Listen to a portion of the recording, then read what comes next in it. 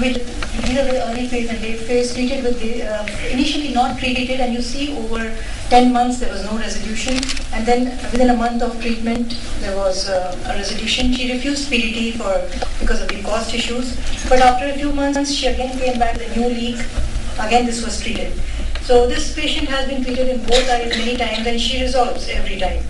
This is another patient who has a subfoveal leak, and this is symptoms over 6 months, treated with photodynamic therapy and with good resolution.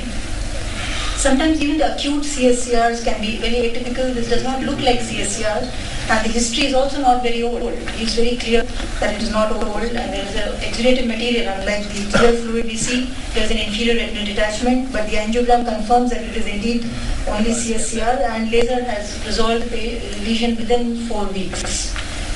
But what is really my point to express here is the chronic cases which come with bilateral extensive progressive RP atrophy. These are very old patients, usually above the age of 55. They are usually males, bilateral, very poor vision, usually associated with bullous retinal detachments.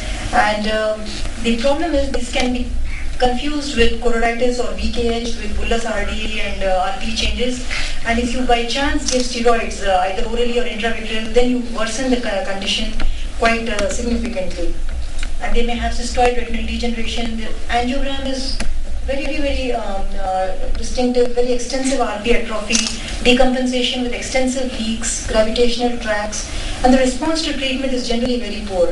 So they have these kind of degenerations of the retina in both eyes, and generally worsens with time if not treated, or even if treated. The treatment modalities is the treatment of first choice is photodynamic therapy. Could be reduced fluence or full fluence. Second choice could be anti-VEGF therapy. Focal laser usually does not work for chronic CSCRs. So these are just to show a few cases. This is a patient, elderly male with several months loss of vision, bilateral. He could not afford PDT, so we did an angio and treated him with laser, and we found that there was resolution of the subretinal fluid and vision improved.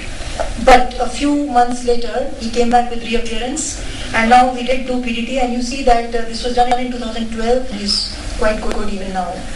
There's another gentleman with bilateral extensive RP atrophy decompensation. We treated him with Avastin, and there was worsening. And you see by now there was much worse leakage throughout the posterior pole. And now we treated him with PDT, which was standard fluence, but no response. In the right eye there was a response, left eye no response, but even the right eye after some time started recurring. So this patient did not respond to PDT. This is to show how Avastin can work in some of these cases. Extensive RP atrophy, CSR with an indefinite kind of leak, which we did not think we could laser adequately. So you see a single injection, and he's good since 2012, now 2 years.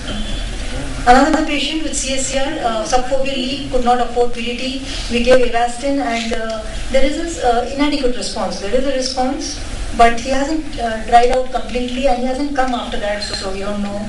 But it's known that Avastin may give a suboptimal response, a slow fluctuating response with recurrences.